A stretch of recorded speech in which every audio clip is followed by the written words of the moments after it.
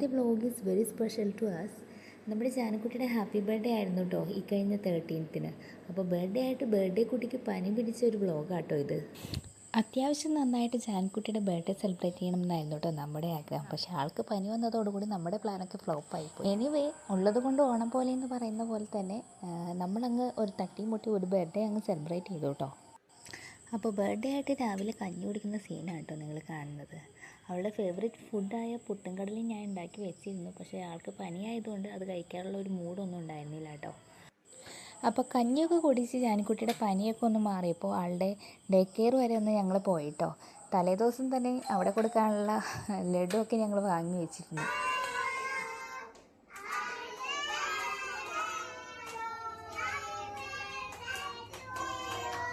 അപ്പോൾ ലഡുവൊക്കെ കൊടുത്ത് കുട്ടികൾ ഹാപ്പി ബർത്ത്ഡേ ഒക്കെ പാടിയപ്പോൾ ആൾക്ക് സന്തോഷമായി, ഒപ്പം ചമ്മലും ആയിട്ടോ.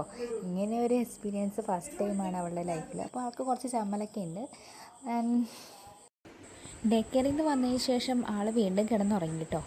ആളെ ഉറക്കി കഴിഞ്ഞതിന് ശേഷം ചെറുതായിട്ടെങ്കിലും ബർത്ത്ഡേ ഒന്ന് സെലിബ്രേറ്റ് ചെയ്യാമെന്ന് വിചാരിച്ച് ഞാൻ ബലൂൺസൊക്കെ വീർപ്പിക്കാൻ പോയിട്ടോ. ബലൂണായിട്ട് മലയിടുന്ന ഒരു സീനാണ് നിങ്ങളിപ്പോൾ കണ്ടുകൊണ്ടിരിക്കുന്നത്. അപ്പോൾ എങ്ങനെയൊക്കെയോ ബലൂൺസൊക്കെ ഊരി ഉറപ്പിച്ച് ഞാൻ റൂമൊക്കെ ഡെക്കറേറ്റ് ചെയ്യാൻ പോയിട്ടോ.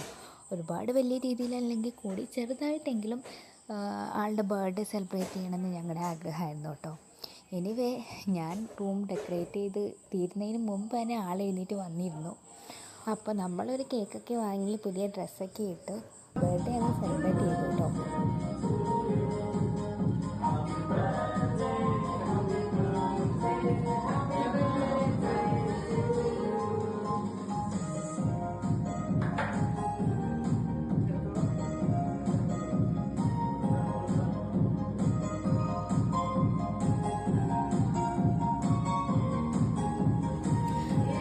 Thank you guys for watching this kuഞ്ഞു video. Love you all.